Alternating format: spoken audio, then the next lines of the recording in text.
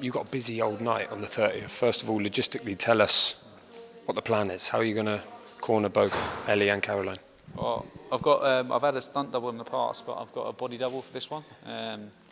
Now we're luckily working with DAZN and Eddie and Boxer to get the time frame right. Hopefully Ellie's going to go on quite early, and Caroline's going on quite late. So and I'll make that move across town. Hopefully it's not bad traffic. But Josh will be staying with my dad with Caroline.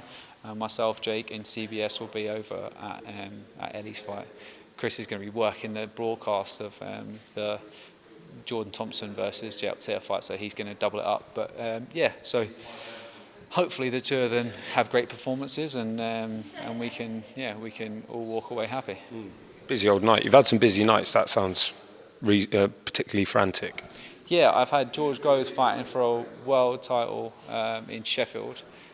So I went up for his weigh-in, then I went the whole way down to Wales for Chantal Cameron's debut, and I think maybe Josh Taylor was fighting that night, or maybe I can't remember who else was boxing, and then I drove the whole way up the next day to corner George for his world title fight against Chudinov. So yeah, I've had it in the past, but not on the same night. So what are you thinking, motorbike or something? No, I'll just get a car, hopefully, yeah. A helicopter would be nice, but there's no helipad in York Hall. Yeah. So Caroline Dubois, let's start with Caroline. Another sort of step up for us, just nicely building every time. We all know that all the belts are with Katie Taylor. This is for the IBO, the other one, and a big opportunity and another sort of step in the right direction for her.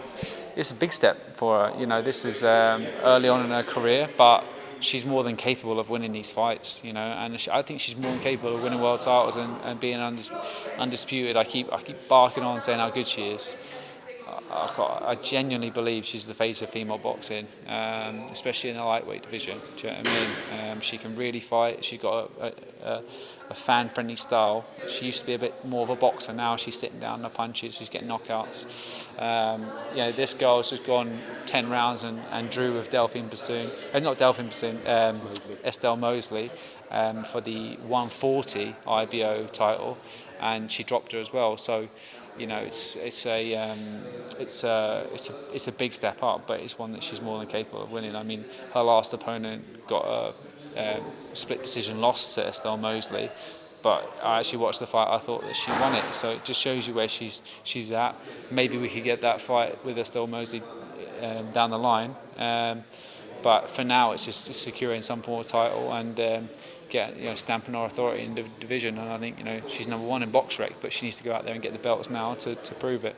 It depends what Katie Taylor wants to do, if she's going to stay up at 140 or if this one with Chantal Cameron might be her last fight. You never know. She's been an amazing servant to boxing, but Caroline wants to get her hands on a lot of those belts. And Scotney, first defence of her world title. No real break for her either, kind of quite a quick turnaround from winning the world title straight back in again at Griffer. Yeah, I think that's what we need. We really need it. Ellie's she's a great fighter, and she's at her best when she's active. When she's staying on top of her diet and when she's staying on top of her training. She loves to be in the gym. She'd be considered a gym rat in the States. Someone that's always there, always working on her craft, and a real student of the game. And I think that is going to serve her really well when she's going to reflect back and look at her career in 10 years' time. She's given it her all. But when you're in the gym a long time, you need to be active. And I think for her, if we can get her out 4 times from now. This year, obviously not to the end of the year, but if we can get within a year time frame, 4 or 5 times a year, that's brilliant. That's what she needs. And I think when they're boxing 20 minutes at 10-2s, there's not as much wear and tear on their body, and they can jump back in and out of fights more quickly. And I think that's gonna be a big factor for her to be really active. We had Adam in as well. Some news imminent there, so we'll wait until that's announced before we speak about that. But CBS as well, talk about being active. He boxed in May.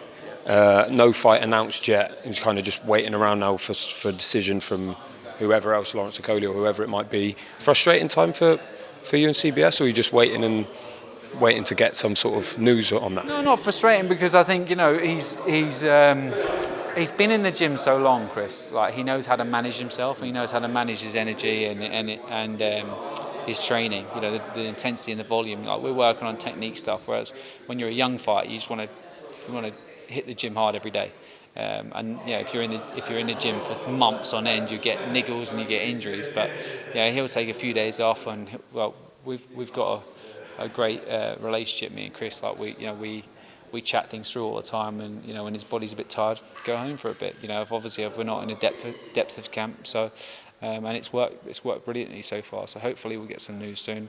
Hopefully he'll be out before the end of the year and defending his world title, and that's just to say that it's just an amazing achievement. The fact that Chris has won a world title, and he deserves it. He's a fan-friendly style. He's always puts his all out there. He was willing to fight anybody at short notice, like when he boxed Chamberlain with 5.5 weeks. Do you know what I mean? So he deserves all of the success he's got.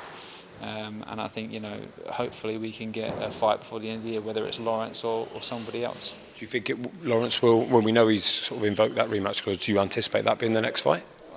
Yeah, that's what we're training towards. It's just whether the TV can put that fight on and put that out within a time frame, and if not, then we will exercise it straight away afterwards. So it's just.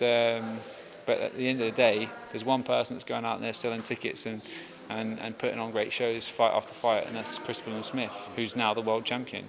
Lawrence has had a couple of not so good performances, and he blows hot and cold and stuff. So if the TV's criticising the fight, then it's nothing to do with our sake for sure.